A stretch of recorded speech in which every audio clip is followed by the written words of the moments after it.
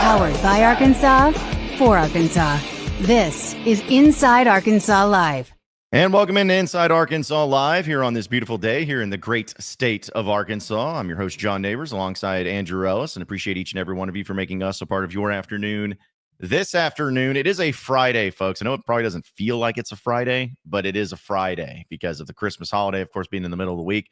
Got everybody out all in sorts when it comes to their days of the week, but we're going to have plenty to talk about today. Getting into the weekend, we'll talk about Razorback basketball, we'll Razorback football, look at the SEC, college football playoffs, and, of course, get into all of your chats. So get in on the conversation. But, Andrew, it's just me and you for a little bit. Curtis is going to be joining us later into the show. So we'll talk about pretty much everything. But we were talking before the show started. It doesn't feel like it's Friday. It doesn't feel like the weekend's tomorrow. But I'm happy that it is because we got Razorback basketball and some other things going on this weekend. Yeah, it'll be nice after this weekend, or really throughout this weekend, to get back to some type of normalcy. Having a holiday on a Wednesday last week and then a holiday on a Wednesday this week, with college football playoff games being played on Wednesday and Thursday. It's like it has thrown us off a little bit. I think a lot of people, even those that aren't in the sports business, like I know, Hillary with work, like she's kind of all out of whack too, where she's like, it doesn't feel like a Friday. And so I think we're all kind of in that same trying to get our bearings about us, but we're slowly getting back to normal. And yeah, we were talking about it just before we went live that we're entering a little bit of a weird stretch here with sports where December was so chaotic, where it was almost too much at once. And now we're going to slow down a little bit. And I think we're really going to get to dive into this basketball season. A lot of people who, follow casually or kind of one sport at a time type of people, now they will really get to dive in. And tomorrow, what a perfect timing for Arkansas to start SEC play the number one team in the country. I feel like it's going to be if Arkansas wins tomorrow, which I'm sure we will talk about given the show's title. If Arkansas wins tomorrow, I think that would be the perfect way for this fan base to really excite, lock in, and go all in on basketball. It's going to be fun. Yeah, because with what's happened so far this basketball season, I mean, there's been some pretty good moments. Obviously, going and beating Michigan and Madison Square Garden was nice. The comeback victory over Miami, which I know Miami's not a great team, but still, it was nice to do there on the road in a true road game and in a true road environment. There's been times where they haven't looked so good. There's been pretty much every game at home in Bud Walton where the first half is terrible, but then the second half they pour it on. So you're still just some things to figure it out, but you talk about a thing where if you go on the road and you beat the number one team in the country tomorrow, it's really going to start solidifying people's expectations of what everyone felt like this team was going to be no matter what, because still there's so much uncertainty, the lack of health that this team has had where each and every game it feels like somebody's out, especially a key player. It's just going to really start making people believe that, hey, this is actually not just, oh, let's hope that this goes well, or, oh, let's hope they get catch and fire.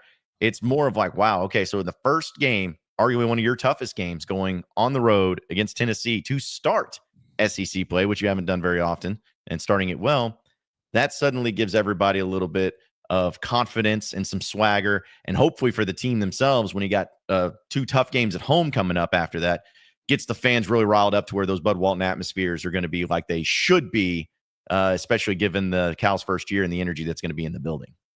Yeah, that's a good point. I mean, we've talked a lot this season about Arkansas's home crowd attendance and sort of how the fan base views the team and sort of that maybe disconnect between the university and the fan base, and obviously football season and the way it ended and sort of the messaging that's been sent out there has maybe fractured that fan base relationship a little bit. But you're absolutely right. I mean, all that goes out the window. You go out there and beat Tennessee. You beat the number one team in the country. We throw the word statement around a little too much these days in sports, where like you get a random win on a Wednesday afternoon. It's like statement game. It's like, well, no, not really. But I do think that, the Michigan game a couple weeks ago in Madison Square Garden, like that was a big moment for this Arkansas basketball team and sort of their trajectory. And it felt like the fan base certainly got excited for that.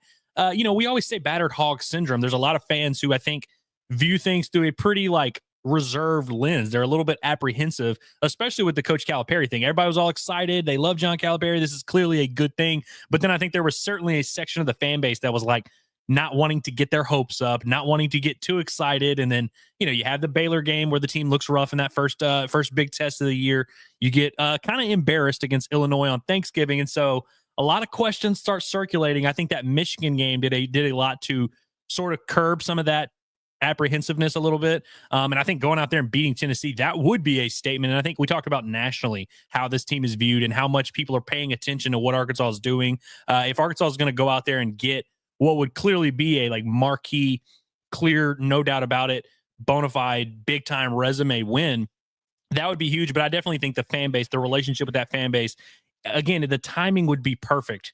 And look, like you said, you've got 2 massive home games against top 25 teams, against projected tournament teams you'd imagine are going to be there in the end. What a perfect time to ramp this fan base up and get them really invigorated for this Arkansas basketball team. And I think regardless of whether or not Arkansas wins tomorrow, I think a nice showing in a real competitive game would still kind of, feed the fan base a little bit, and they would start to really be thirsty of like, all right, we gotta get in Bud Walton Arena. We got to see this team as they begin to grow and evolve and kind of start their story in SEC play. It's an exciting time for sure.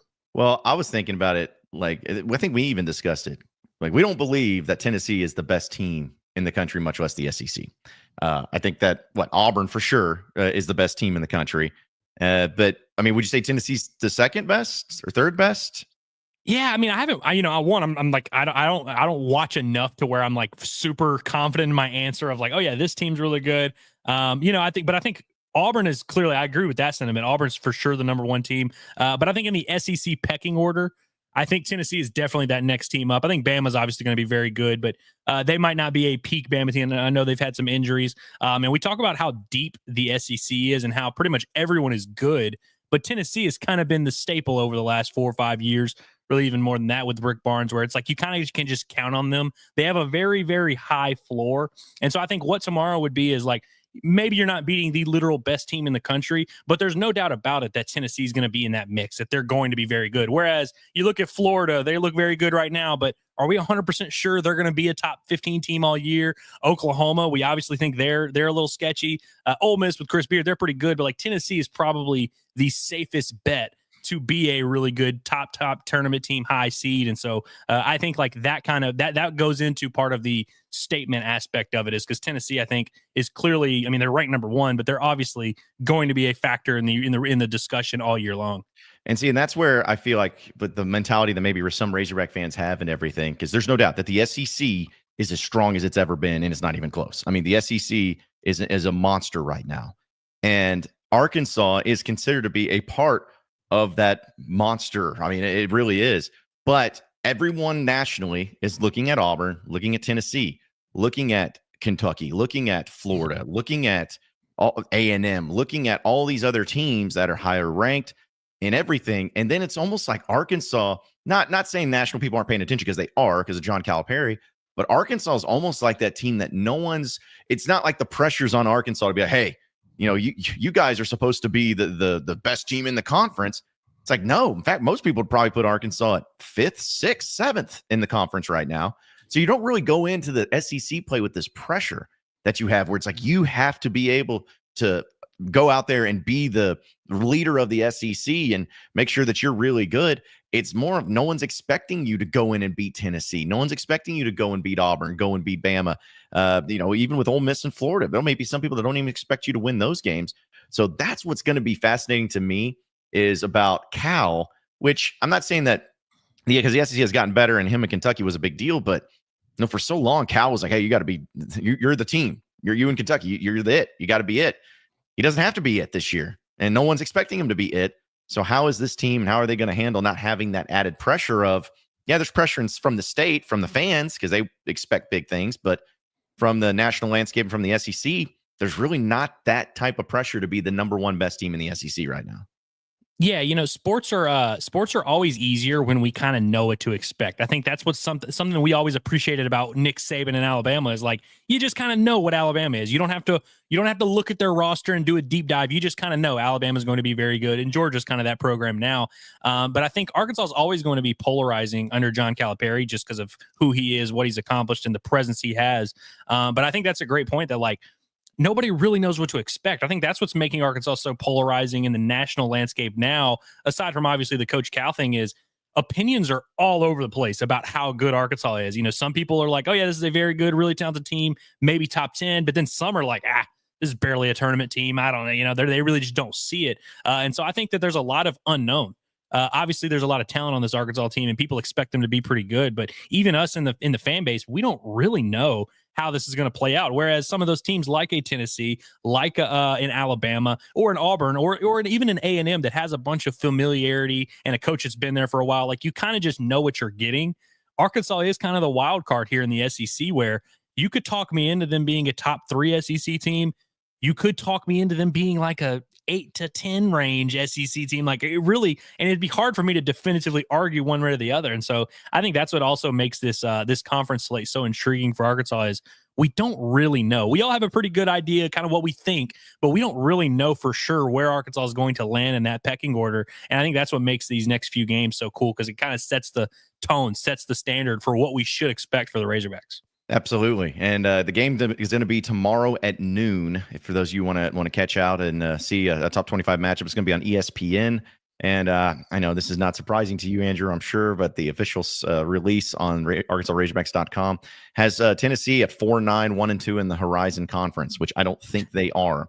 So, yeah, pretty much undefeated is what their record is. There was also no subject line on the email. Did you see that last night? I did. I did. It's just one of them things, I guess. But either way, game's going to be tomorrow. And we'll get to some of your chats, but I don't know if you had a chance to check it out, Andrew. The line is opened up and is there for Bet Saracen. And right now, folks, Tennessee is favored by 12 points in this.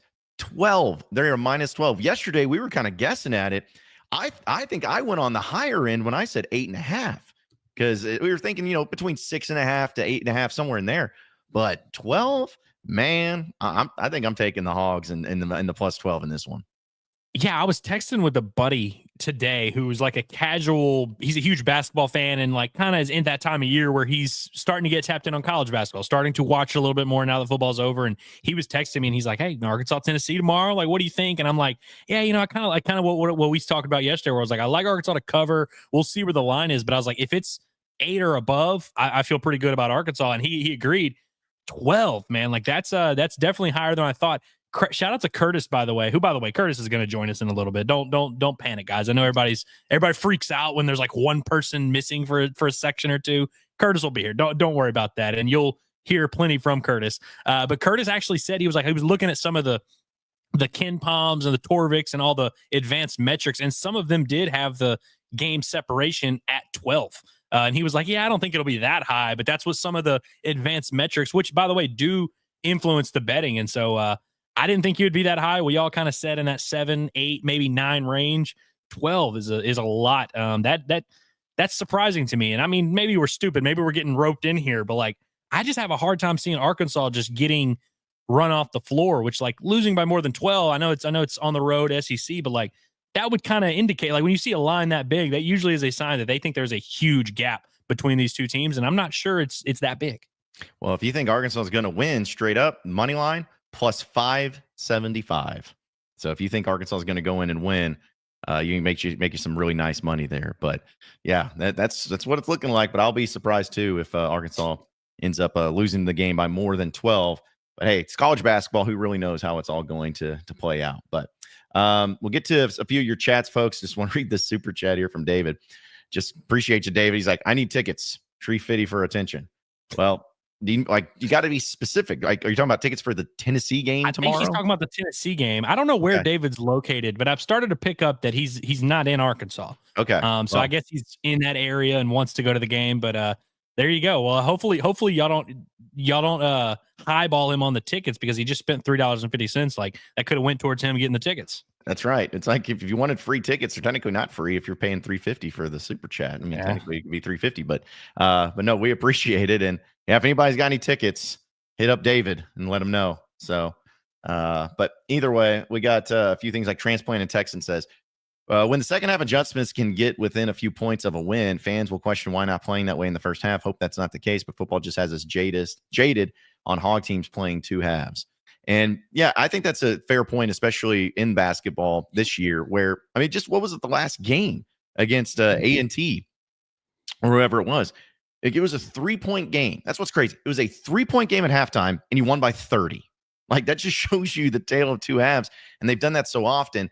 You can look at it in that perspective, or you could also look at it as, hey, if you're down 10 or you're down 8 in the first half or whatever, hey, this team can turn it around. They could play even better in the second half. So depends on how you look at it, but it is a little bit frustrating, a little bit scary every time that they open up and they're not playing very well in the first half of games.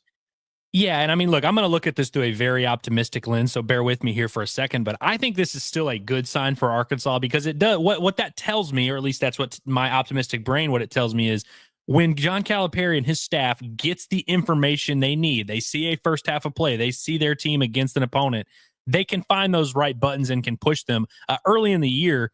In the first half of games, you're operating with a team that you don't really have a great feel for yet, an opponent that you don't have much on because you can scout a little bit this time of year, but early in the year, you don't have that much data to really sift through. You don't really know what you're facing. And so it seems like once they play a half, once they kind of see it, they're able to make those adjustments. So I think if you're looking for that to improve, perhaps it can down the stretch because now you're getting the SEC play where the familiarity will be at an all-time high. You'll know who you're playing. You have a better feel for your team. So perhaps Arkansas can make some of those adjustments a little bit earlier and not take the entire first half. Chef Boyer Lee says, haven't been able to tune in the past couple of days. Appreciate you coming in anyways. He says, what's the status on Nelly tomorrow? Well, according to Kenny Payne, he's back at practice. That's what we know. Yeah. He's back at practice. So, I mean, I think he plays, but I mean, who knows? With these coaches and the things they say in press conferences, you can't really hold it to truth. But yeah, we'll see how it plays out. Also, Ice Cold Minju says, not that it matters now, but where do you think we'll be ranked if we beat them? I mean, you'll probably jump up into the top 16, 15, maybe. Yeah, I think top 15 makes sense. I mean, and it's weird. We're kind of at that time of year where like the rankings can fluctuate a good bit. Whereas like if this were happening in late February or like early March, there's still such a big sample size. But since it's the first SEC game, kind of our first real look, I mean, I know they played some quality teams here, but I think if you take into account that Arkansas is trending, that would be what, like 7-8 straight wins, including a Michigan win in there. Like, I think there would be a real case to be made that Arkansas is trending in a very positive direction. I would make that case now. And so if they go out there and beat Tennessee, I think there would be a lot of people who would buy into that. Hell, they're 23 now. So like, I think top 15 is probably pretty safe. And then obviously you'd get Ole Miss and Florida, a couple more pretty nice chances to build on that resume. Also like this comment from Wonder Bread before we move on. He says, if we win, we will overreact. If we get dominated, we will overreact. Barely losing may be the sweet spot. It depends on how you barely lose. I feel like if you barely lose because it's just a back and forth game and they happen to have the ball late in the game, yeah, that's one way. But if you have a 25-point lead in the second half and then you lose by 2 points, that's not going to make anybody feel good. It's a matter of how you go and what it looks like. That's the biggest key in everything too. Yeah, that's fair. Yeah. By the way, I guess we should summon him in now. Well, I mean, people have been begging and choosing, and I mean, we got to bring him in, I guess. So, hey, Curtis, what's up, man? Hey, guys. Did you? How many times did you want to pull your hair out, like having to hear me and Andrew talk basketball? Like, were you yelling at your phone when that was going on? I didn't listen to a word of it. I gotta be honest with you. That's good. No one else did anyway. Well, we had great takes, bro. Don't go back and listen. We had great takes. Well, good. We can move on. Yeah, that's right. But no, like we were just talking about, if Arkansas beats Tennessee and the impact that it'll have and everything. And I know you've been covering it and talking about it, and obviously going to do Pot at the Palace post game show tomorrow. But I mean, like, what is the impact of not only the team itself, but it's the national landscape if Arkansas goes in and upsets the number one team in the country on the road in the first game of SEC play? Well, hopefully it would result in people, stop taking a dump on you, because that just appears to be what continues to happen with Arkansas. Nobody is believing in this team. They're a 12-point underdog, which I think is wildly disrespectful going into this game. I really do. I don't think that Arkansas is getting quite the credit that they deserve right now. I get it. They lost that game to Baylor. We were there, John. They probably would like to have that one back. They didn't play well. They didn't look that good against Illinois, but I feel like where other teams kind of get a pass for not being 100% or at full strength or just figuring things out early in the season with the new roster, the Calipari factor means Arkansas doesn't get that luxury. They don't get that benefit of the doubt the only way to get it is to go win a game like this. And I think that they're capable of doing it. It would be a first. Arkansas has never beat a number 1 ranked team in the AP poll on the road. And they've only done it 3 times in the history of the program. So I just think it's a really, really good opportunity for the Razorbacks. They're going to have plenty of them in SEC play, but there's no better way to start this thing, I don't think, than going in a game where, you don't really have a whole hell of a lot to lose out there. Everybody's already expecting you to do exactly that. So they should be able to go play with a little bit of freedom and confidence in knowing that, yeah, it's like Cal says, it's like a new page and a new chapter in a new book or whatever he says, but he's historically been pretty darn good about having his teams ready to play in games like this. I'm anxious to see if they're up for the challenge. Yeah, I would be curious to see what Cal's record is just when he was at Kentucky, even going up against ranked teams on the road. Because I know he didn't lose many games at all, but I just felt like there were so many times. What was it last year? I guess when he went into Auburn in Kentucky, when Auburn was flying high, they had everything was going their way, and they just go in there and kind of beat the crap out of Auburn. Really impressive stuff. So not saying that that's for sure going to happen here, but I mean, I would not be shocked if Pot at the Palace post-game show starts tomorrow with Arkansas getting a win. I'm not going to be oh my gosh, this is the greatest, craziest upset of all time. I'm not going to be that way. But in fact, I'd be more surprised if Arkansas gets beat by more than 15 points or something like that than Arkansas winning. I'd be more surprised. Me too. Yeah, me too, for sure. And I hope we start the Pot at the Palace post-game show with that. It'd be huge for the brand, man. Yeah. Give me that. The win over Tennessee in football was big for the brand. So give us this one too. Continue to assert that dominance on the Vols before baseball season. Right. So, no, it's, this is cool, man. It's going to be a lot of fun, and it's exciting because for the most part, this is just, the type of excitement you're going to get before every game moving forward here. It's just, the league is ridiculous. I like that Tennessee is number 1. I like that they're one of 3 undefeated teams left in the country. They're all in the SEC, by the way. But I don't think they're the best team in the country. I think that's Auburn. Tennessee, they're up there where they're at for a reason. They're very good. They're gettable though. This is not a juggernaut, holy cow, these guys are on the short list of national title contenders. They're not going to get touched at home. No, they've got some vulnerabilities. They're not very deep. I don't think they have as much firepower as they did last year. Vast majority of their 3-point shooting comes from one guy. There are reasons to like Arkansas's chances to compete and make this an interesting game tomorrow. I do think when I look at that spread, and we were very surprised by it. We spoke about it right before you got on here that it just kind of was bigger than we thought, which I did give you credit because you said that. I can't remember if it was Ken Palm or someone that had it as a 12-point margin, and you were like, well, that's what they say. I don't know if it'll be that high, and then it turned out to be that high. Gosh, yeah. But I do think I really think Tennessee's just the reliability of their program, at least in the regular season, I should say, because I know they've had some disappointing tournament finishes here. But I think it's kind of one of those things where Arkansas is the wild card. Nobody really knows what to expect, and with Tennessee, you have a pretty good idea that they're going to be at the very least a top 25 team, a legitimate bona fide tournament team. And so I wonder if that's just kind of with no sample size, no SEC games to go off of, if that's just Vegas's way of being we know what we're getting out of Tennessee. We don't know what we're getting out of Arkansas. And so I wonder how much that's going to flip if Arkansas goes out there and wins. Will they all of a sudden be a 10-point favorite against Ole Miss? Will it be that drastic? Or will people kind of chalk it up to, well, they got hot for one game. A Duthero went off for 28. It's just a fluke. That's a really good point. I'm anxious to see what something like this could do for the metrics. I mean, just by Illinois beating Oregon by 100 points last night, Arkansas got a bigger jump in the net rankings for Illinois beating Oregon than Arkansas got for beating Michigan. Actually doing the work is kind of crazy to see it. But yeah, I mean, all of a sudden they're up there, they're pushing, close to the top 35 in that thing. You go pick up a big quad one on the road like that.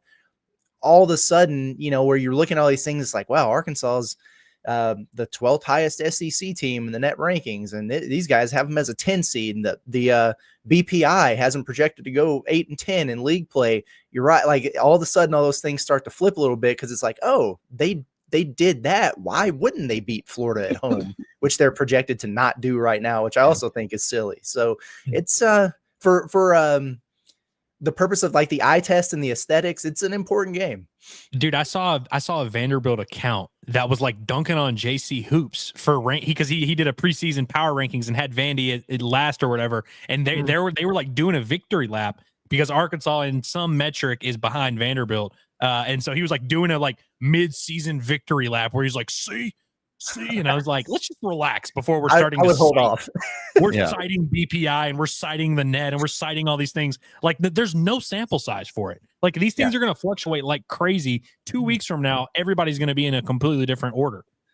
Yeah, in fact, we can use that as part of our question of the day presented by Alumni Hall. It's the ultimate Razorback shopping experience. You can shop them online at alumnihall.com/Arkansas-Razorbacks, and you can also see them in store, 3417 North College Avenue. A lot of you are going to be making some trips for some Razorback basketball games, some really good ones coming up here in Fayetteville. So be sure to check them out and get all the greatest Razorback apparel for men, women, and kids. The nicest stuff, Johnny O, Columbia, Southern Tide, all the good stuff that you could ever want for. It's at Alumni Hall, the #1 ultimate Razorback shopping experience for all Razorback apparel. It's Alumni Hall. Simple question, fellas. Do the Hogs upset the #1 Tennessee Volunteers tomorrow in Knoxville?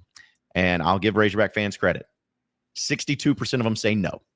They don't upset it. So I was kind of thinking that maybe it'd be a little bit bloviated just because, hey, you're playing a lot better now and everything. But no, I'd say it's a pretty fair assessment, a fair grade of Razorback fandom to say, hey, we may think pretty good and highly of our team, but 62% of us say, nah, we ain't expecting to go in and win tomorrow in Knoxville.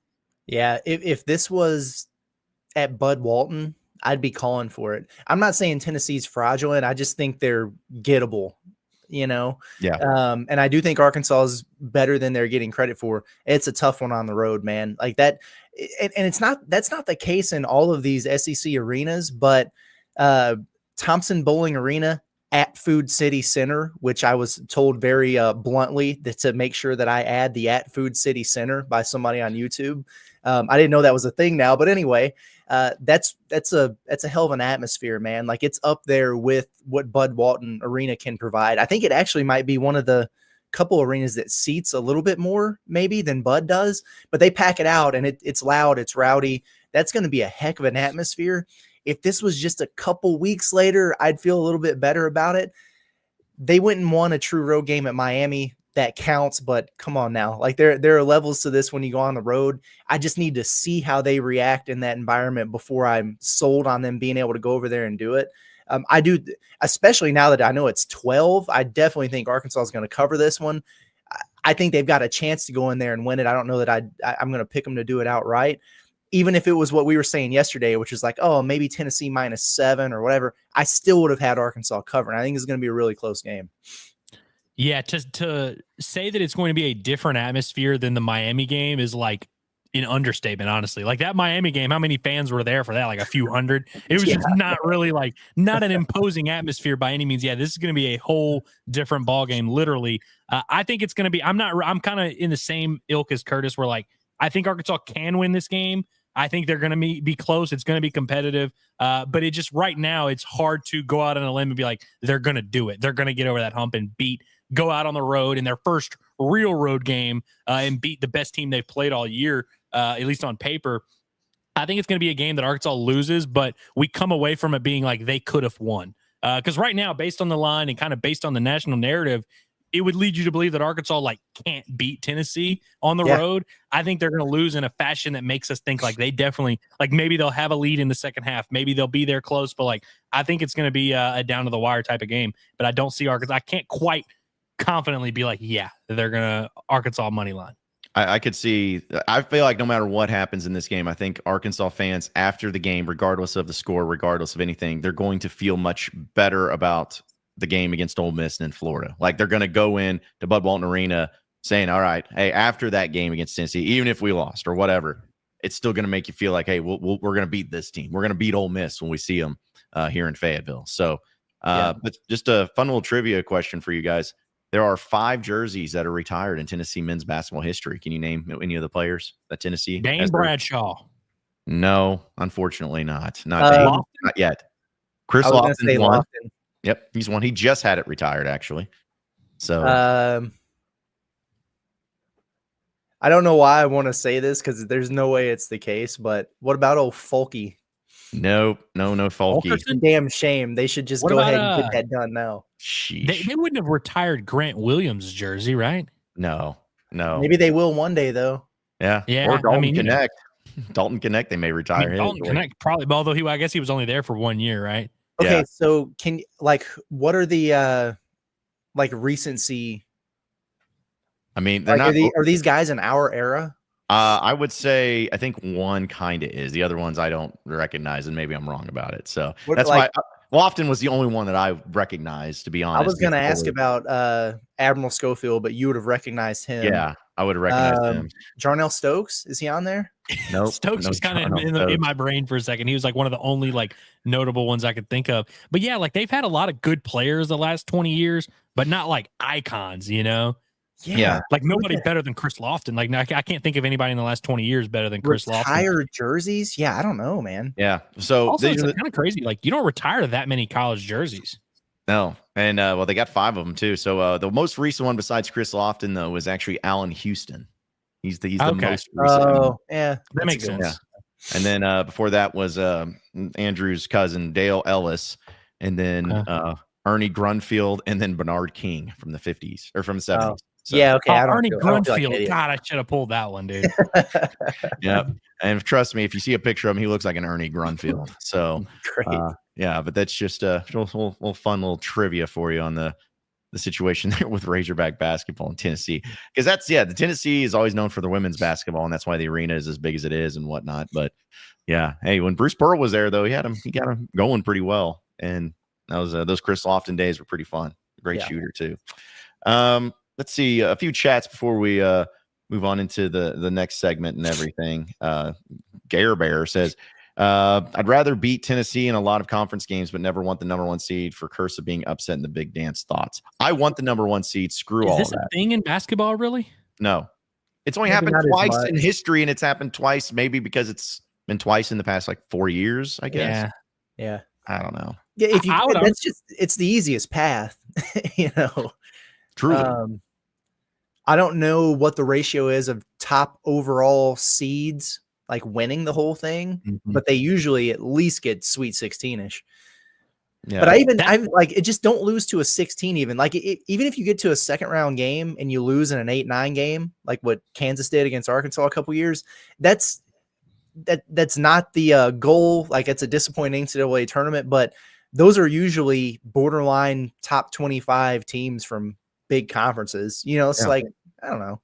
The only thing I can kind of get behind with this mentality is that, like if Arkansas, like as it stands today, if Arkansas lost in the second round of the NCAA tournament, none of us would bat an eye, but we would bat an eye if they were the number 1 seed, if they were a top seed. So I think that's kind of maybe where I can get behind it, is that the pressure is just on you more. But I agree with the sentiment of like, it's the easiest path. And really, you never really know how the draws are going to play out. I mean, Arkansas has been a 4 seed and gotten very good, what ended up being very good draws where you're facing a 15 seed in the Sweet 16. Like you never know how it's going to play out, but the number 1 seed or one of the 4th 1 seeds is kind of where you get a pretty nice draw, or at least seemingly should be a nice draw. And so I think that's where I'd be going. But I don't know if that's really a thing though in basketball. Like I know that the 1 seed is a thing in baseball, even though Tennessee obviously broke that curse last year. I think I wouldn't mind being a 1 seed. No. In fact, 1 seed would be pretty fun for the regular season, at least. I mean, talking about a bunch of wins and doing it. A lot of ass, eh? Yeah. About to say doing it in this SEC of this era. Yeah. That would be pretty fun too. Let's do that. Because we kind of talked about this yesterday. If Arkansas sweeps their first 3 games, so that's a roadie at Tennessee. It's Ole Miss, who may or may not be ranked at that time. Like it's borderline. And then a Florida team that's undefeated in top 10 in the country. All of a sudden, you'd look up at Arkansas; they'd be 14-2 with 4 quad 1 wins. You know, it's not crazy. No, I mean, hell, yeah. I mean, we talked kind of about how Arkansas could go 7-11 and make the NCAA tournament. Yeah. Would 13-5 get you in like consideration Seriously? For a 1 seed? Like very serious, because I mean that's a lot of quad 1 wins if you're racking them up like that. Mm-hmm. Yeah, I mean it would be so much fun too, because if you think about it, that them starting 3-0, you would assume, which we know assuming can do, but you would assume that you would win at LSU, at Missouri, beat Georgia at home, and even beat Oklahoma at home, right? I mean, I would assume maybe you lose 1, maybe slip up 1. But man, if you're undefeated or you only got one loss heading into that game in Rupp Arena in Kentucky, because that's what would be. Sheesh. Yeah, that'd be pretty intense, man. It's going to by be the way, anarchy no matter what. yeah. Oh, it's going to be great no matter what. But by the way, wasn't the 94 team literally a 1 seed? Yeah. I mean, I don't know if they were the number 1 overall seed, but they were a 1 seed, right? Yeah, they were 1 seed. They only lost 3 games that year. And then Yeah. 2 of them were in the SEC tournament or SEC, and then 1 was in the SEC tournament. So, yeah. That's what I was going to say. I think Arkansas has a pretty good run with 1 seeds and being number 1 seeds. They've won national championships. So I would like that. A few other things real quick. The transplant of Texas says, does some of the disrespect for Hog basketball have to do with the drop off of talent on the bottom portion of the roster? Nah.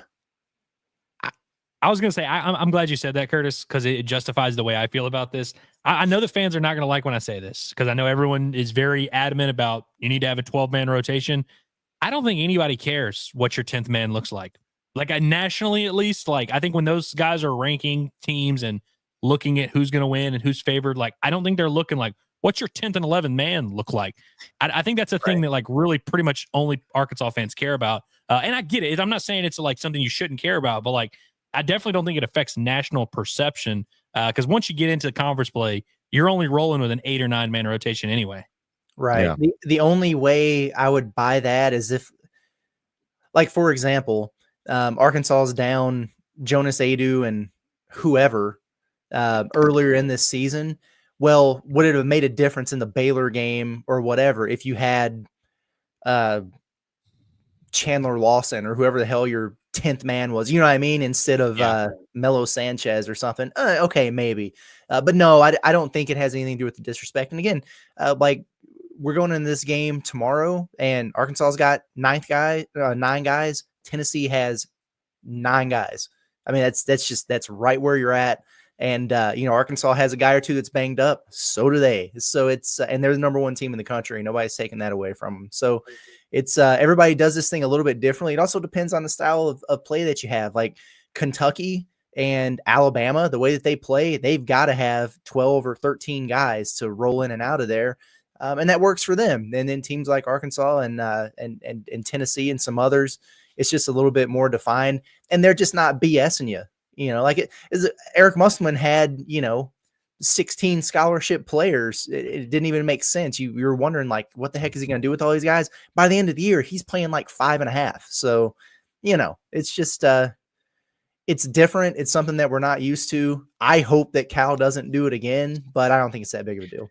Well, like I've always said with that, I think it's just Razorback fans in general. If you combine the Nolan Richardson, the Mike Anderson years, you're talking about literally 25 years of college basketball that Razorback fans know, a quarter of a century where you played 12 guys. And that's a very good point. So I think it's just hard for a lot of fans to kind of get out of that mindset of that's kind of what they've seen is just 12 guys going. So, but yeah, it should be a great game tomorrow, folks. And again, be sure to tune in and subscribe as Pod of the Palace post game show will bring you in and talk about win or lose the game tomorrow. But let's go ahead and jump into your Arkansas update presented by Davis and Garrett Insurance, your independent auto owners insurance agency, securing what matters the most. And I guess that there hasn't really been any major new moves. We know about Darren Wilson leaving yesterday, but today a little bit of a surprise, I guess, because Arkansas defensive lineman Anton Juncaj officially announced that he is putting his name into the NFL draft. So not going to the transfer portal, but he put out a long graphic. I won't read all of it because it's normally just a lot of nonsense of what stuff they need to be said. But since you just said that, with Adam excited to be clearing for the 2025 NFL draft, I'm ready for the next chapter of this journey and can't wait to see what the future holds. Thank you to everyone who's been a part of this experience. So, yeah, somebody that Sam Pittman talked about, hey, I hope we get him back next year, where you had the new ruling where you could maybe get him back next year because the JUCO stuff.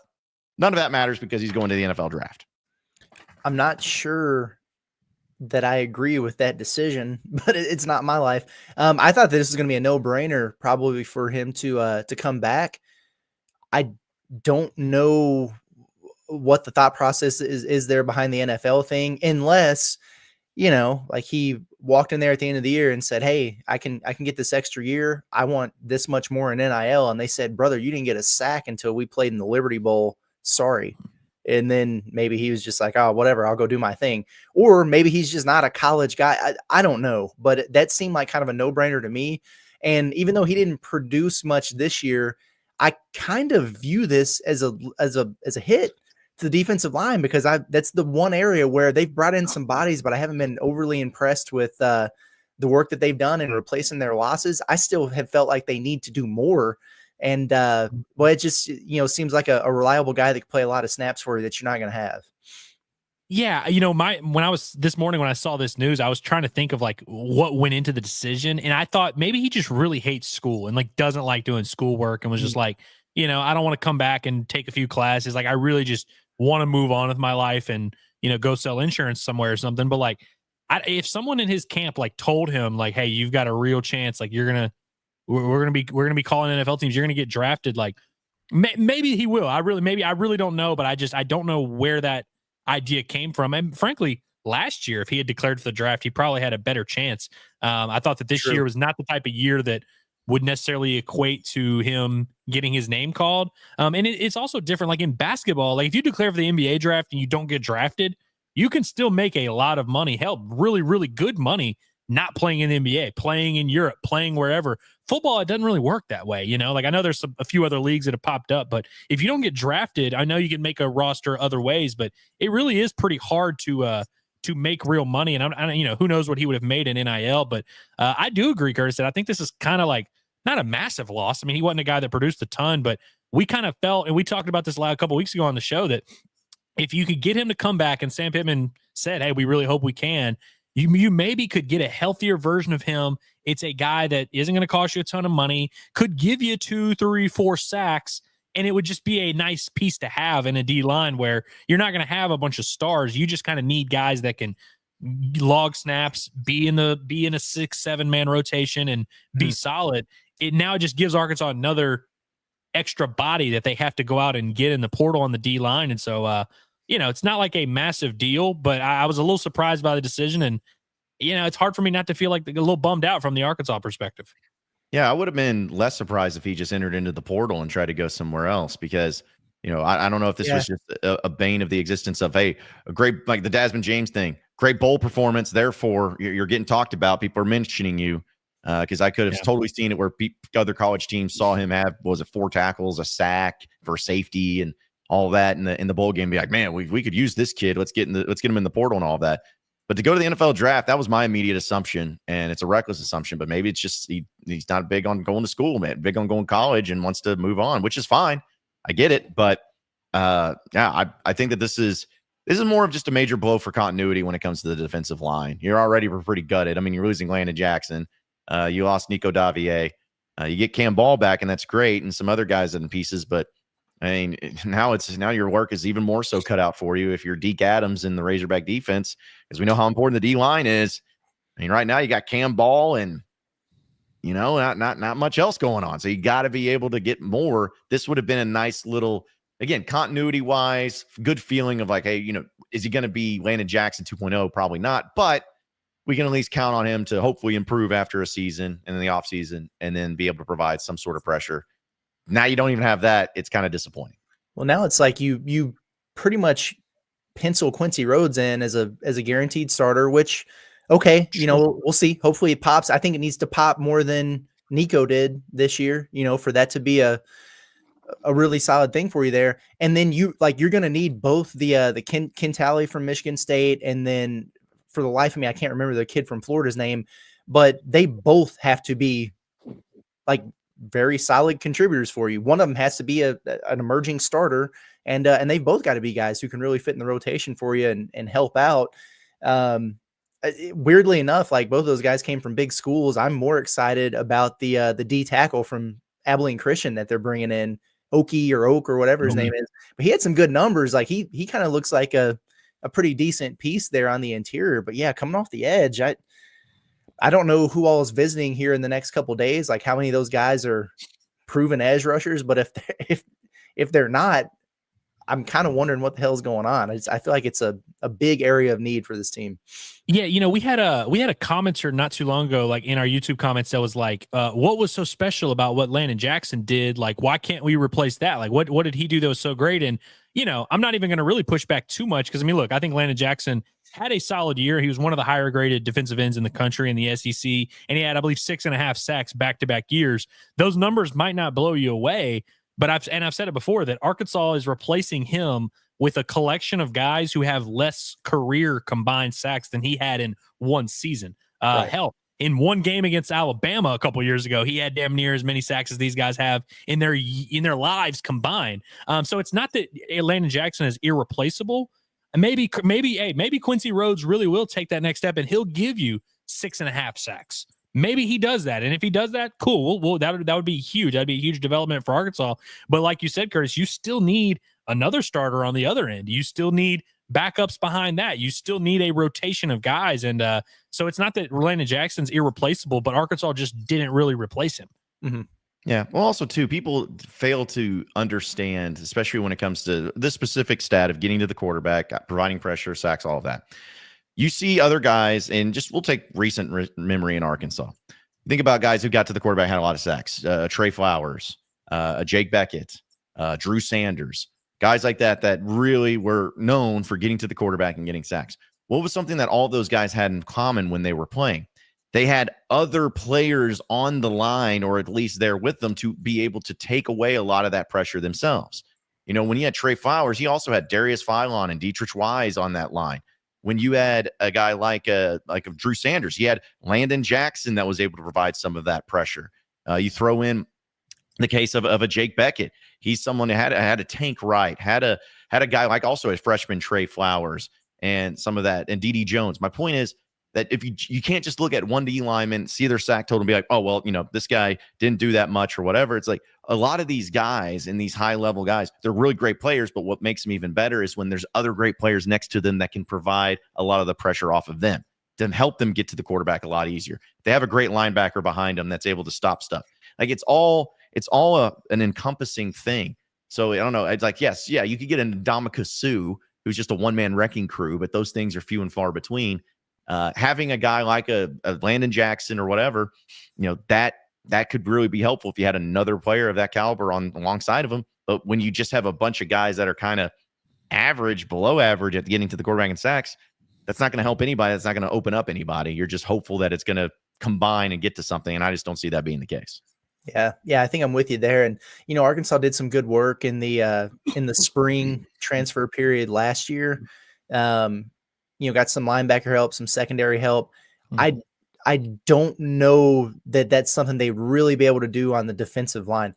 Starting caliber SEC defensive linemen don't typically pop up post spring ball. This is the time to do that work. So we'll see. I mean, hey, we've given Deke Adams a lot of credit for his recruiting and then being just, I think, probably better than advertised as a defensive line coach so far at Arkansas. He's going to have a chance to earn that paycheck because it's going to be about a lot of development and scheme technique to really get these guys to max out if they're going to come anywhere close to matching their production from last year, which, let's be honest, for a majority of the season, we were going, is this defensive? Like, are these guys ever going to be able to get to the quarterback? And then Landon Jackson finally started doing it, but that was pretty much it. Yeah, it's interesting, man. Like, I didn't think D-line was necessarily a strength for Arkansas this past year, to your point, Curtis. And I think they got worse in that room. I don't know how else to say, at least on paper. Obviously development is going to matter a lot, but I think if you're making a case, it's got to come from the Charlie Collins and the Quincy Rhodes of the world. And Kavion Henderson's a guy you can throw in here, but I think Arkansas didn't even play him in the bowl game, which was so if he hurt him, or like that was weird. He I don't know if he was hurt. But again, he also wasn't really like Charlie Collins, at least played sparingly throughout the year and was kind of in the rotation. I don't know if Kavion was necessarily in that same ilk. So look, maybe all these guys turn into stars, but it's going to take, to your point, like Deke Adams is going to have to really develop that room, and you're going to have to get a bunch of guys to outperform what they've done in their career so far, which, can happen, but I think it's a tough place to be. Who would have thought that the Liberty Bowl would be so consequential to the Razorbacks? You have Desmond James has a good game and he dips. Anton Juncaj gets his first sack and he's like, all right, I'm out now. Who would have thought that it would turn out to be a negative for Arkansas? Yeah, people are going to have to stop playing in the bowl game. Just start because the coaches are going to be, we don't want to play in the bowl game because we don't want any of our players to look good and then leave. We're just going to bypass it. I mean, that's how people. I guarantee you, somebody's going to write an article, or they're going to be talking about it on some sort of like SEC show about it. But let's just hope that's not the case. A few chats here. Floyd says Pittman said we would get some game changers in the portal. Do you guys think that we've gotten any so far? Game changers? Not really. No. I mean, for me, I'm pretty excited about Omega Blake. Like, I think he's going to be. I mean, he has to be a starter. I think he's going to be a playmaker. I don't know that I'd call him a game changer. Crutchfield's very talented, but we don't know what he's going to bring to the table. Yeah, I don't know about game changers. They've got some good players coming in. I'll say that. I think the best player they got is Corey Robinson, who we expect to start at one of the tackle spots. I don't know if you can call an offensive lineman a game changer, but I really would, if we're just asking like high level players, like I do think he fits that criteria. I think he's a guy that could play in the NFL. So it's like maybe he's the guy you would point to, but are we considering, a starting lineman a game changer? He's a position of need. I think starting lineman who was splitting reps at his right. position at the end of the year, which is why he hit the transfer portal to a degree. But yeah. Right, but he's rated very high. I agree, but right, that's kind of where we're at. Came to my attention, yeah, that's kind of where we're at. Is that Corey Robinson and Omega Blake, and I really do like Omega Blake a lot. Hell, I like Corey Robinson a lot. But I don't know if anybody on the roster that they've brought in necessarily qualifies as kind of what Pittman was alluding to. And again, we've said it a few times. Pittman goes to the press conference and just says things that are not true. Like, I don't know how else to say that. I mean, he literally said they weren't going to have any staff turnover and they had a guy leave a week later. Like, it's just kind of one of those things where we've said it time and time again. You can't take what Pittman says at a press conference as face value. I think that, I think Jordan Young, the DB out of Cincinnati, could be really solid for him. I think the safety out of Quintavious what's his last name? Quintavious Scandrick, you talking about? Yeah, that's an awesome name. Like, those guys look like they could be really solid players for you, but like, again, like game changers, no, like those guys are going to LSU and Ole Miss, and that's kind of where you're at. Some of these guys, I mean, these guys are going to have to be really good for Arkansas if they're going to match or exceed what they did this past season. But it would be nice, to the point of the question, if Arkansas was able to get like at least one guy on both sides of the ball who you just knew it's like, oh yeah, that's the stud. This could be a preseason all SEC type of guy. Game changers, not so much. Well, speaking of the SEC, let's go ahead and jump into your SEC update presented by Rhoback. It's just some great performance gear at Rhoback.com. Be sure to use promo code HOGSBY20 for 20% off your very first purchase with Rhoback. Some of the high-quality Razorback gear that you can get for all things performances. It's Rhoback.com. HOGSBY20 for 20% off your first purchase. And, guys, we saw the final playoff game, at least, or before the semifinals in college football yesterday. Georgia lost, and lost big to Notre Dame. They had a lot of mistakes. They had a lot of credit needs to be given to the Irish and everything. But, yeah, between that and then on the opposite end, Ole Miss blowing out Duke, which apparently means something to Lane Kiffin, saying that they wanted to make a statement against the Duke Blue Devils with their backup quarterback because they felt like they got screwed in the whole deal, which they didn't. But still, we'll start with the playoff side of things in Georgia. I was a little surprised to see Georgia have that happen the way they did, but who knows? Maybe with Carson Beck was in there, maybe it would have been a little bit different. But kudos to Notre Dame, but Georgia is out, and the lone SEC team left is the Texas Longhorns, like everybody expected. People were flying up my pee hole yesterday for saying that this quarterback thing was a big deal for Georgia. It was. and that's not me saying Carson Beck's a great quarterback by any means. In fact, he sucked this year, comparatively speaking, to how he was the year before. But there is something to be said for having a guy who's had that many starts for you, played in so many big games for you, versus a Gunnar Stockton kid who just hasn't. He played, a half of football. That's a big, big thing. It completely changes the way that Notre Dame was able to approach this game with what they were going to do defensively. And, it was kind of crazy because it's a 6-3 game, and then they get the big play there towards the end of the half, and they open the second half with a kickoff return for a touchdown. Game was over at that point, man. Kudos to Notre Dame, because I said yesterday I felt like, man, if Georgia was ever gettable, like they seem vulnerable this year. They don't have their quarterback, but I just can't see a world where Notre Dame actually beats them in a playoff game. Well, now I've seen it. They look pretty darn good doing it. I got to give them credit. Yeah, got to give the Irish credit. I mean, and shout out to Northern Illinois, who now in the imperial map, like they own everything now. They might end up being the national champions by the end of the year. It's kind of crazy, but yeah, Curtis, people do that a lot where they're underwhelmed by the starting quarterback, and so they assume that the backup is better for some reason, or that it's like not going to be a big deal. Like, oh, you're losing all these players from a 6-6 team. It's not like you could be any worse. Oh yeah, you could. Carson Beck, he's not that good. It's not like his backup could be any worse. Oh, yes, he could.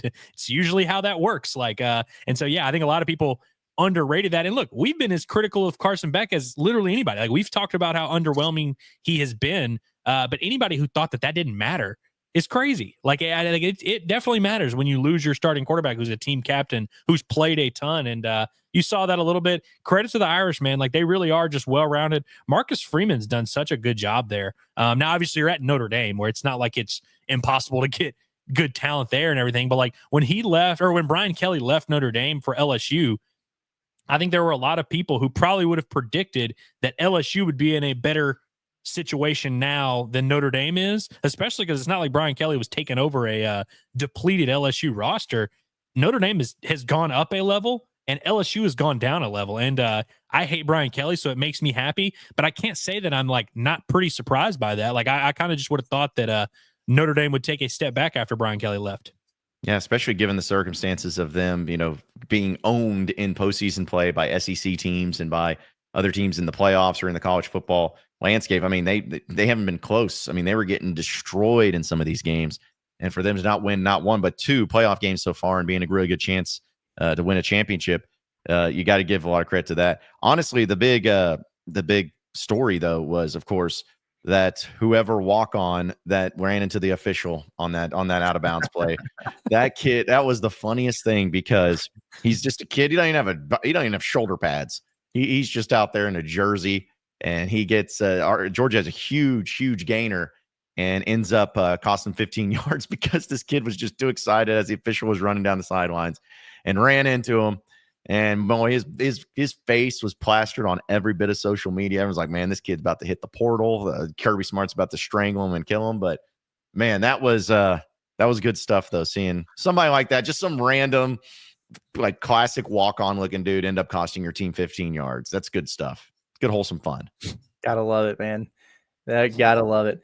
Was that you actually, John, that quote tweeted? Was it Marcelo? I think you quote tweeted and was like, he enters the portal. Yep. After. Yep. That was pretty funny. Yeah, because I mean, I would, I would not want anybody's wrath, but especially Kirby Smart, because he's got a little Saban in him too. Yeah. And yeah. So that if he, I mean, I don't know. Wait, do we even know can someone check the status on this young man? Is he still around? Is he still with us? Yeah. Like, has he just gone, end up on the back of a police car missing? Like, is he on a milk carton somewhere? I don't know, but I laughed really hard at that, because as long as it's one of those things that's funny to see that happen, as long as it's not you, because imagine if that was you. Imagine if you were just happy to be there. You're there on the roster. It's so great. And then you find out you caused a 15-yard penalty, where it wasn't even like the officials was being over the top. Like, no, you can't go into the white line. Like, that's a thing. And because of that exact reason, the officials were running down it. They were going to run into you. So, yeah. But here's the thing. It didn't end up costing Georgia the game. They would have lost no matter what. But still, it was pretty funny to see. But it was also really funny to see, of course, Ole Miss destroys Duke 52-30 or 52-20. It wasn't really close. Ole Miss was just toying with them. They were throwing darts, no pun intended, all over the place, as he ended for 440 yards and 4 touchdowns and everything. I mean, 10-3, great season for Ole Miss, double-digit wins and all that. But I like Lane Kiffin. I do. I always have liked Lane Kiffin. But this, like, victim playing of, like, you got screwed out of something and you're like, we came here to make a statement against those that, basically felt like we weren't belonging in the playoff or whatever. I'm like, okay, now you're coming across as a really whiny, biatch. Like, you're just like, what are you doing? Like, we've talked about it a lot. It wasn't like you had lost one, maybe two games to like top 5 teams or whatever. You lost to Kentucky at home. You lost to Florida. You can't just say that you got screwed out of this whole deal. So I don't know. That really just pissed me off, where I'm like, you're really going to spike the ball by beating Duke with their backup quarterback in a meaningless bowl game in front of dozens of fans. And you're going to say, we made a statement. Like, get out of here, man. That's exactly right. You can't make a statement in a non-CFP bowl game anymore. That's just not the way the world works. It's not the way this thing is set up anymore. And you damn sure can't do it ever under any circumstances playing Duke in a football game. It's just not a thing, man. Sorry. You should have made your statement, several months ago against Kentucky, dude, at home. If you didn't want to be in this situation, is what it is. And I've heard a lot of people doing the whole song and dance about how, oh yeah, Ole Miss would have done that. They would have done this. They would have done that. Should have been on over so-and-so. If they would have been, would they have? I've seen so many people talking about, oh yeah, they would have won this whole thing. Would they have? Because they did lose to Kentucky, And I mean, come on, man. It's just, it's irritating, and I wish he would stop. I also wish he would stop throwing shots at Diego Pavia. He did that twice. He's done it twice now after a game where he's like, now we've got these kids getting waivers. Maybe I'll get Jackson Dart back. And it's like, why are we shaming Diego Pavia for getting an extra year of eligibility? Like, everyone does that. I don't really get that. And yeah, I agree that, like, when you lose 3 games, especially 2 of the games that they lost, being to Kentucky and being to Florida, you don't really get to complain. And also, look, I can buy the whole SEC's the toughest conference top to bottom. These teams play a tougher schedule. Like, no doubt, Ole Miss played a tougher schedule than Indiana. I'm not disputing that. But the difference between 1 loss and 3 loss kind of matters a little bit. And I got to be honest, we love the SEC. We feel like the SEC is the best conference. Like, we are SEC guys. When the SEC goes out there and, doesn't necessarily perform that well in the bowl games or the playoff for that matter, like, you have Michigan beating Alabama, you have Georgia getting blown out by Notre Dame. It just, it changes things a little bit. And I understand, like, that. I'm not saying the SEC is not the best conference, but to act like, we're this conference that's just so far above everything else to where you should be able to lose 3 games to 2 mediocre teams. One, not even a mediocre team. I mean, Kentucky sucked. You lost to a bad team, and Bama, who sucked in the bowl game, lost to a bad Oklahoma team. Like, you don't really get to cry and moan when it plays out the way. And ultimately, that's why I love this 12-team playoff. Whoever wins this sucker, we are not going to have any doubts about whether or not they were the best team. And Ole Miss does not get to cry and be like, well, actually, had we not lost to 2 bad teams, maybe we could have beat you. It's like, doesn't really work that way. Yeah. And then some of them were arguing, I saw what's like talking about Tennessee being in the playoff. Oh, but they lost to Arkansas. And it was like, yeah, Arkansas I get it, but they also only lost 1 other game, and it was to Georgia. But they did, beat Alabama. Like, they did take care of business in that game. And again, you're talking about the difference between 2 losses and 3 losses. That's if Ole Miss didn't lose to Kentucky, I would actually hear arguments and even think that, yeah, you guys deserve to be in it. Like, I would, because if your 2 losses were to like a team like LSU on the road in a crazy environment at the end of the game, and then the other one was to a Florida team on the road. Sure. But that meant you beat Georgia. Like, you already had all these things. Okay, I could see it. But this idea that you are the victim in all of this is the stupidest thing I've ever heard in my life. And, Lane Kiffin always comes across a certain way and all that. Now it's funny, and it's been, sometimes he's been like petty white, just very petty. But now it's just coming to count as whiny and childish and like, dude, just shut up. Like, you have zero argument in this whole thing. I don't understand it. Another thing I would say is, like, in a 12-game season, having a couple little oopsies, it matters. Like, I don't know. Like, you have 12 games to get your team ready to play. 1 game, like a stupid game against Kentucky or a stupid game against Oklahoma or whoever, that should cost you your season. And it also dispels the whole narrative that everyone said where, if we go to 12 teams, it's going to ruin the regular season. The regular season won't matter anymore. I feel like this year clearly disproved that, because every game down the stretch mattered, had implications on the playoff, and Ole Miss would have been there had they not lost 2 really bad regular season games. Like, you can't tell me the regular season doesn't matter when you have teams crying that they lost they lost a quarter of their schedule, and they're like crying that they're like, oh, we didn't get into the playoff. it was all set up for the SEC to get 5 teams in this thing, which is a couple weeks left in the season.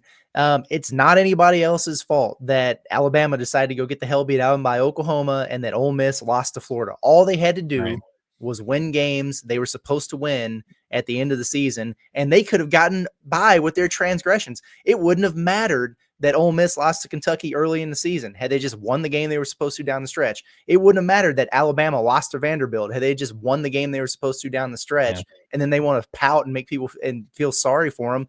You know what would have been funny? If Texas A&M would have won that game and over Texas, got to the SEC, if they would have wound up getting in over Bama and Ole Miss. That's how irritated I am about this Ole Miss thing, that I would have loved to seen Texas A&M get in over those dudes. Drives me nuts, man. Shut up. Tennessee getting blown out by Ohio State changes this discussion. Georgia getting blown out by Notre Dame, and I know it ended up being like a 13-point game or something like that. That was pretty much a blowout. Let's call it what it was. It changes the discussion. Like, you don't get to play the card of like, oh, the SEC has all these juggernaut teams. We get to see it at the end of the year. You get to go play. You get to go prove it. Had Georgia blown out Notre Dame, had Tennessee made their way, and you had 3 of the top 4 teams from the SEC, maybe I would have viewed it differently. I really might have, but it's like, I don't know. I don't know if the SEC this particular season, was filled with loaded teams top to bottom. I think it was a very deep conference, a good conference, probably even the best conference. But like, I don't know. I'm not even sure the SEC has the best team. And now we're in a tough spot because it's not like we can just hang our hat on Texas. Like, that's not going to be my allegiance for the rest of this thing. I don't know what to do. Hell no. Oh no. Like that's what I was saying. Like, I tweeted this out. The 4 teams left are like in my top 7 of my most hated college football teams. Like, all of them. I hate Notre Dame. I hate Ohio State. I hate Texas, and I hate Penn State.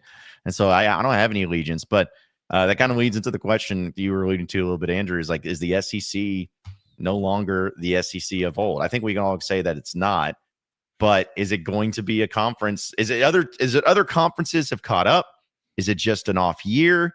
Is it the SEC has gotten worse? Like, what has happened to kind of shift it a little bit and even the playing field in SEC and in college football to where, I mean, you're talking about SEC teams, because even the only close game so far this year is Texas in that game against Arizona State, just getting by it. So is the SEC taking a step back overall? Yes, it's the transfer portal. It doesn't matter if 9 out of the top 10 high school recruiting classes come out of the SEC anymore. Doesn't matter, because by the time they're ready to play, half of them have transferred and gone somewhere else. I really think that's it, man. There almost seems to be a certain amount of arrogance with some of these teams in the SEC where they don't want to adapt to the times. This is a different world. You're just going to have to rebuild your roster every year, and you're going to have to go out in the transfer portal and do it. And when they make that adjustment, and we'll start seeing Georgia and Alabama, we already see Ole Miss and LSU at the top of the transfer portal rankings every year, it'll get right back to where it was, because they've got the money to go out and spend and do it if they want to do it that way. But it's just a shift in philosophy that they're going to have to all embrace.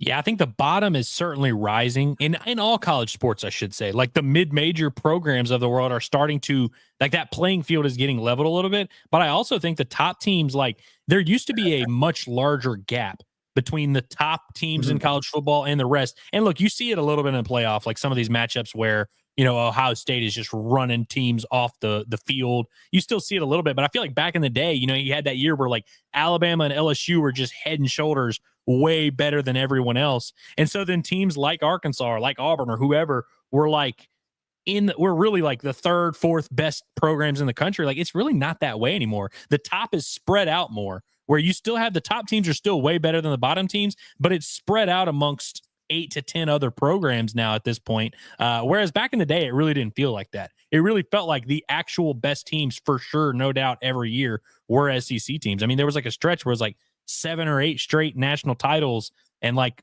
you could make a case that the second best team in all those years was an SEC team. I don't know if it's necessarily that way. I think there's more parity than ever.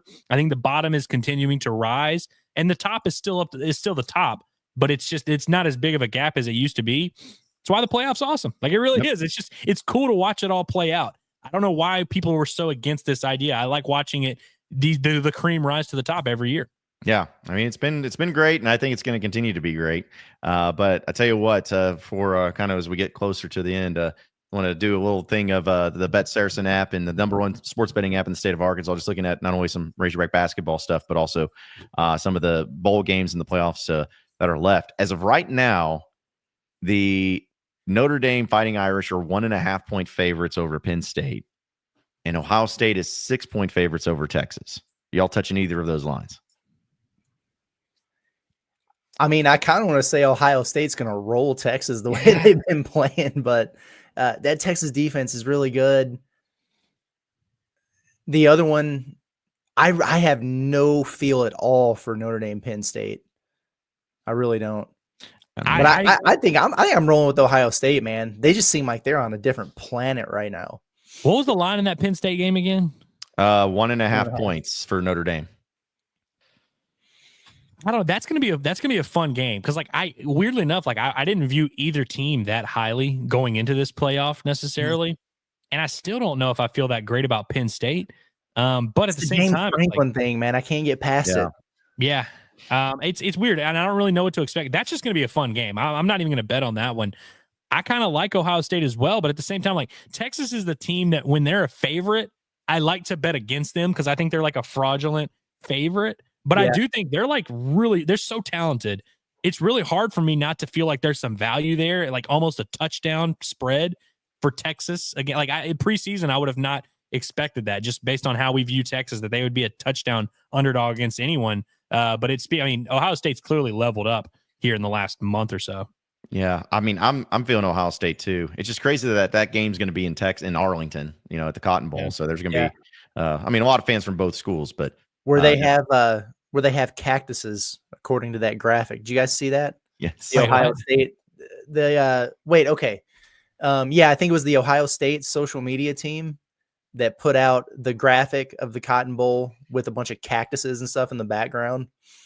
So everybody's like, that's not a thing in the DFW. What are we talking about? Yeah, I'd say if you were doing that for like Tempe and in Arizona, because when I think of cactuses, I think Arizona, the desert area over there. Yeah. But yeah, I'm not thinking of Arlington, bro. Or like, maybe like El Paso, which is like 10 hours away or whatever. Like Arlington and in the DFW area, it's not necessarily where you're gonna find the barons. Yeah. It's also come to my attention that Marcus Freeman is the heartthrob of college football coaches. You guys been seeing this all over social media? Yes, not. What do you mean? He's a looker for the ladies, man. Yeah, I will say this: he looks like an actor playing a college football coach. He doesn't look like a college football coach. Yeah, yeah. He's getting the female demographic more engaged in the college football playoff than ever before. So you're saying that Cliff Kingsbury's been replaced? I guess because he was the guy. Oh yeah, that's right. I mean, honestly, Marcus Freeman's he's a good looking guy, but based his competition in college football coaches, there's not that many handsome college football coaches these days. You mean Ryan Day's just for men's, not getting it done? I showed Hillary a picture of Ryan Day because I was describing the Ohio State head coach as a weird looking guy. She's like, "What do you mean?" I'm like, I just pulled him up. I was like, "This," and she's like, "Oh yeah, that's weird." That's weird. Yeah. Well, we don't have to say ugliest, but who's the weirdest looking college football coach? Like the one that just like is like. That's an interesting looking fella. I gotta think about this for a second. Yeah, drinks kind of trolly, I don't know if he's an interesting looking. He's just weird. Yeah. If we're doing appearance only. I don't know. There's not that many. Like, I feel like the college football coaches aren't as like, because you don't have any like Manginos anymore.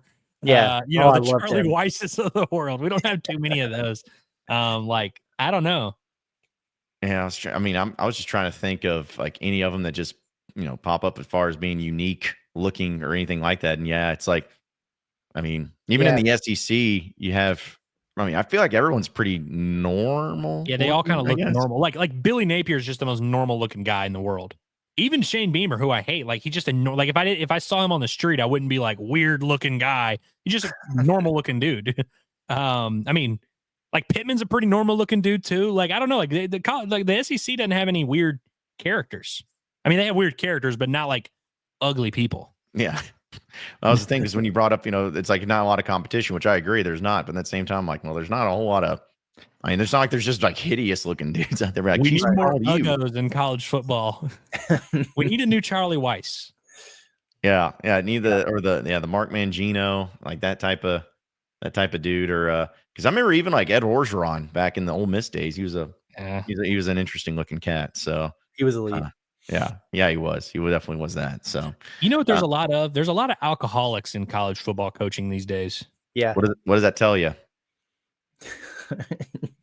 That it drives people to drink. I mean, it definitely does. I was a coach before. I get it. Yeah. I mean, I'm surprised more people didn't say Bielema, because I still think Bielema's Bielema is one of the ugliest college football coaches. Let's be honest. Let's be honest. Yeah.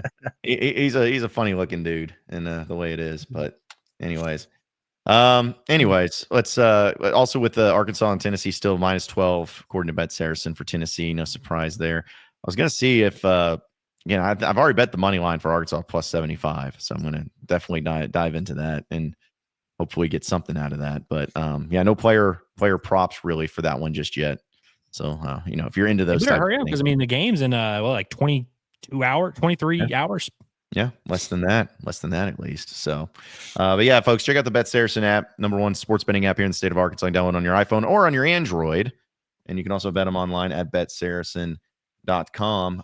Just got a few minutes left here before we take out for the weekend, and of course, unless something changes and something big and breaking happens, then we'll be back on it. But wanted to wish ourselves a happy 1 year, guys. 1 year of starting this venture and rebranding, renaming, and all of that. But the fact that we, started just for our YouTube page, at least a year ago, have over 2 million views just on that alone, 4 million watches across all social media. Man, it's been quite the journey and quite the growth that we've had, especially here over football season. But it's been pretty awesome. Yeah, it's cool. It's really, really good stuff. Just appreciate everybody who's taking the time to listen, tap in. Yeah, it really is cool. It's cool to see the numbers, and like, look, it's been a journey for us. Like we've talked about it a lot. We've referenced it a lot.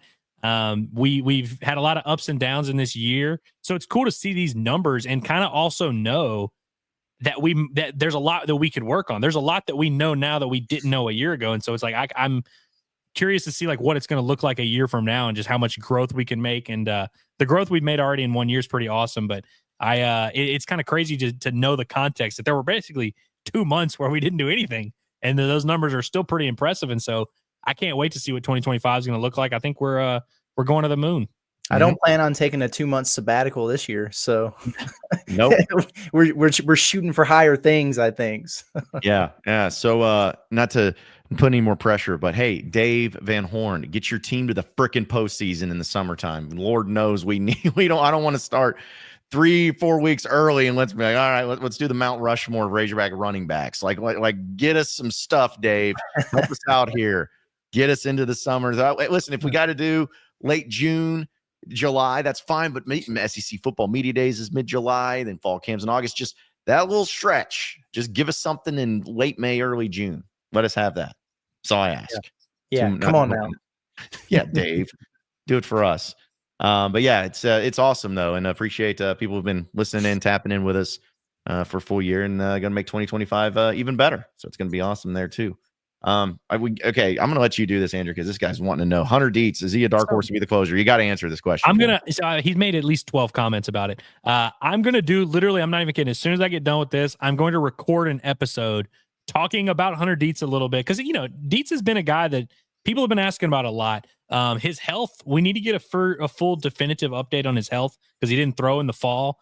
He's a dark horse to be a very big piece in the bullpen. He's not going to be a starter. I saw him also. He shifted later and was like, is he going to be a weekend starter? I think he's a very real dark horse to be the closer, but I know Christian Fouch kind of is that guy, and I think Carson Wiggins is going to be hard to knock off. But I mean, Hunter Dietz, left-handed pitcher that throws 98. People forget Hunter Dietz got hurt last year, so he only threw like 1 inning for Arkansas. He was rated higher than Gabe Gackle coming out of high school, and just kind of looking for like as an MLB prospect. And so he was banged up last year. We only got to see him for 1 inning. But it wouldn't stun me at all. I'm not saying he's going to be as good as Gabe Gackle was last year, but if he ended up being like a massive, massive piece in the Arkansas bullpen, shouldn't surprise anybody. And I think it really speaks to the level that this program is rolling at, especially with Matt Hobbs and what he's doing, that we have a lefty that throws 98, and it's not even for sure that he's going to have a role in the bullpen. That just kind of is where Arkansas is at. But I will be talking about Hunter Dietz. I'm going to record a podcast right after this about some of the kind of X factors in the Arkansas bullpen, and he's certainly one of them. So there you have it. You got to answer that 12 more times, though. So just to make sure. Yeah, just answer all the questions. Yeah, just keep going in it. A few other things of note, though. I know that you retweeted this, Curse. I saw John Rothstein saying that the NCAA may be moving to where all players and all student athletes will be eligible to play for 5 years. I mean, let's just do whatever we want, whenever we want. Nothing matters. Nothing counts. Nothing's regulated. Wild, wild west, man. Went to a JUCO, who cares? Went to D2, who cares? None of it counted. Go to an NCAA school for 4 years, graduate with your doctorate. Doesn't matter. Keep coming back. Like, it's unreal, man. And so whatever, I don't really care. Like, there's not going to be a 5-year Razorback. You know what I mean? So if it's a deal where maybe they can get John L. Davis back for another year or something, well, cool. Yeah, like, take advantage of it if you want to. But at some point, though, it's just hard for me not to roll my eyes. I'm all for empowering, players and giving them freedoms and paying them for their name, image, and likeness and all that. But like, at some point, can college athletics just be college athletics? Like, can we keep some semblance of what made it great in the first place? I don't need to see a bunch of 26-year-old dudes, playing basketball or run around on the football field. Go pro or go get a job. Like, I don't know, man. It's whatever. I'm not a big fan of it, clearly. We will strictly adhere to the rules that we make up on the spot. That continues to ring true for college sports. My thing is, look, I understand the concept of why there are meetings every year to rule changes and things like that. And look, we've had several rule changes over the years in college sports that I feel like are good, but why do we have to continue changing everything? Like, I'm a guy that loves change. I love progressive, like, moving forward, but do we have to change everything all the time? Like, can we ever just, like, let things exist and just operate that way? And then, if it's going wrong, all right, we'll change it. But it's like, I don't understand why it's like that, where we have to change every single rule every single year. Yeah, I don't understand it either. But yeah, it just seems like nobody, if you ever say anything against or say like, hey, I don't like this, it'd be like, what, do you just hate the players? You just hate you don't want to have any freedoms? It's like, sorry if people want organization and like some sort of process and things like that, is especially something like college sports and college athletics, which is such a huge thing. It's like, there's okay to have some organization and some rules and do's and don'ts. It's okay. But ever since this NIL opened up this thing, and I feel like some people said it, maybe felt it, but man, it has just taken off to where you literally can do whatever you want, whenever you want. It doesn't matter. And if you have a problem with it, then just take the NCAA to court and you'll win your case, and then you'll just move on. Like, it's insane. But yeah, you're never going to see another Hudson Clark who played 5 years at Arkansas. It's never going to happen. Hudson Clark, I was thinking about that with the Georgia kid. That could have been Hudson Clark. If he had just decided to go to Texas instead of Arkansas, that could have been him. Yeah, but Hudson Clark would never have done. He knows the rules. He would have never been out there. He's a high IQ player. He would have never done something like that. So, but yeah, it's pretty crazy though. It just, again, everything's just whatever you want to do, however you want to do it, in the ways that you want to do it. Also, a few of other little storylines and everything too. Apparently, Cliff Kingsbury wants to get back to be a head coach again. So, how many people do you think are going to be fighting for that deal? And because he's at Washington right now, in the Washington, not the football team, but the commies. Yeah, the Commanders. So, but he wants to be a head coach again. So I'm sure that somebody will overpay and to pay a ton of money to try to get Cliff Kingsbury back into the fold. Maybe. Is he trying to do NFL or college, or does he care? Or has he said? He just says that he wants to be a head coach again. Be a head coach. Yeah. He's very interesting, Cliff Kingsbury. So, like, one, I think he probably saw Dow Loggins get a head coaching job, and he's like, wait a minute, someone is failing upwards better than me. I need to get back in the ring. I need to get back in there, because nobody failed upwards more than Cliff Kingsbury until Dow Loggins came along. But seriously, though, Cliff Kingsbury's weird because, like, on one hand, he's like a genius play caller, clearly a very gifted offensive mind.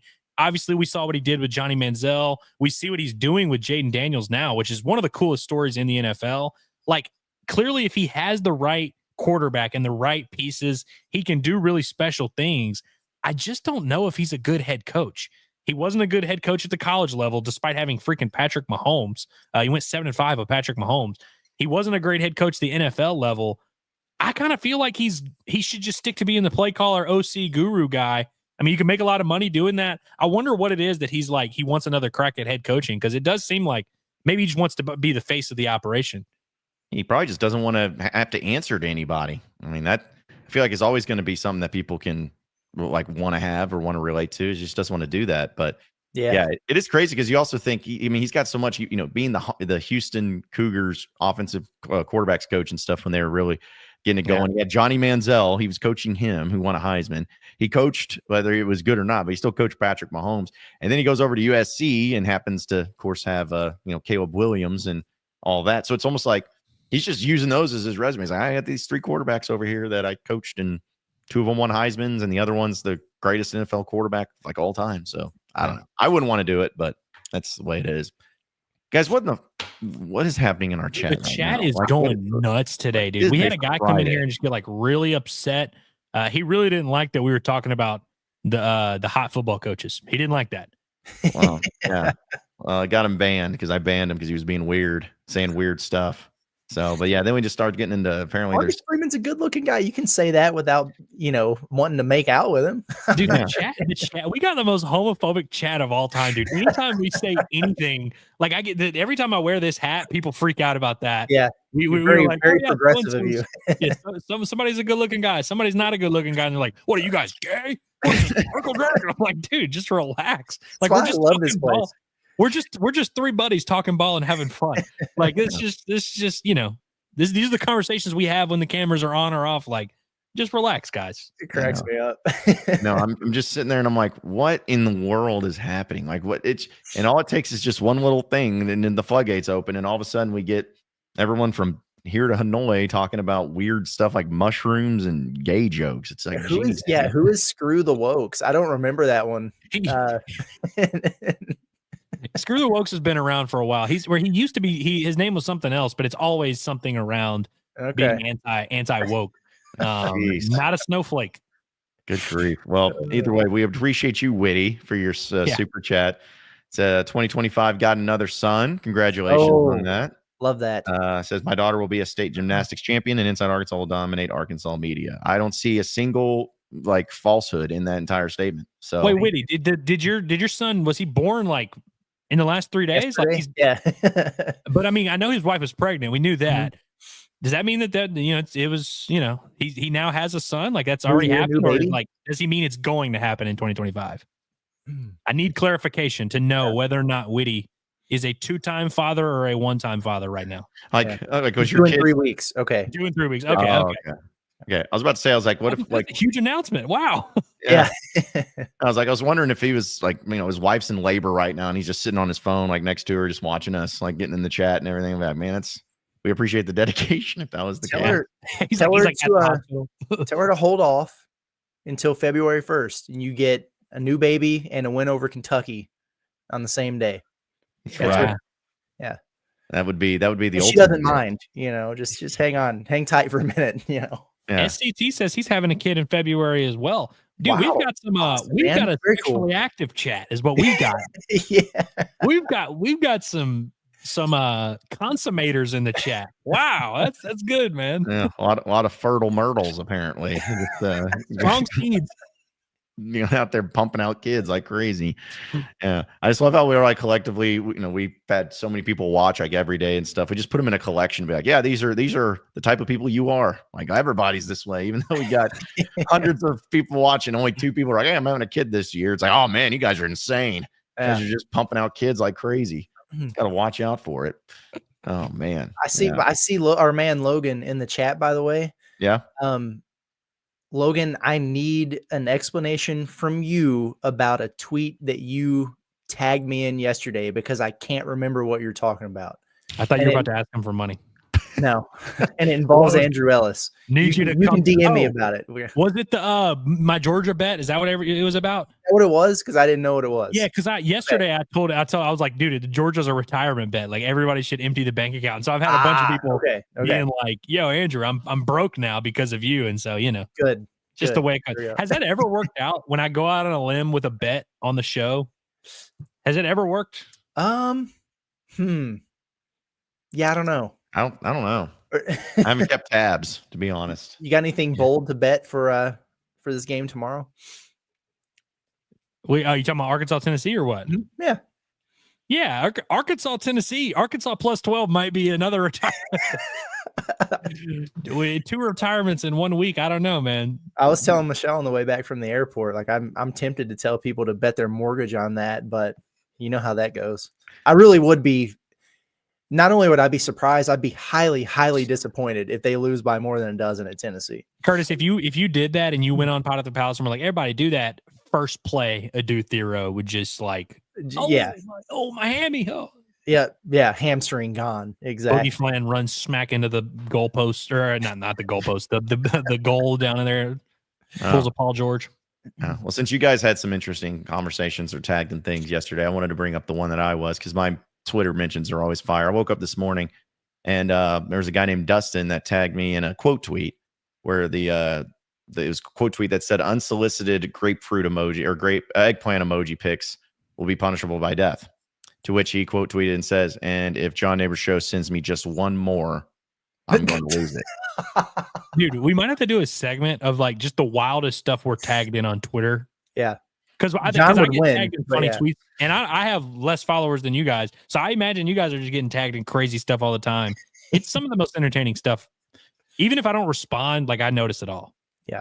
It just, like it's funny and I like get it and everything, but man, some of y'all scare me sometimes where I'm just like, I don't know. Like if I see y'all out and about, like, am I going to fear for my life? And like, something weird going to happen? I don't know, but man, this never fails. And it's always just the most random times where nothing's going on, nothing's happening, and then just get something crazy thrown at me. So yeah, maybe we just need to start having segments where we just read our most obnoxious and weird tweets.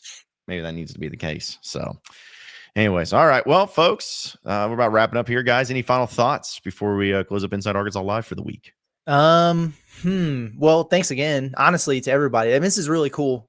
We don't like to do the pat ourselves on the back thing, but to reach some of those goals and milestones, that feels really good. And obviously that's all because of everyone who clicks and watches and everything like that. So we really do appreciate everyone.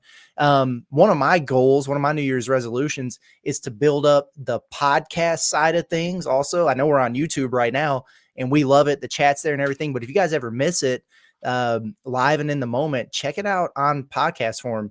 We have it for Inside Arkansas Live. We have it for the Pot at the Palace every morning. We have it for all these bombastics. So if you're Apple or Spotify or whatever, hop over there and help us out, because we're trying to build that platform as well. But no, appreciate everybody. Make sure you tune in tomorrow for the Pot at the Palace post game show. It's going to be a doozy one way or the other, and we're excited about it. Arkansas taking on number 1 on the road. Hell yeah. Love that. And I agree. Do the podcast thing. I know some people like to listen while they drive.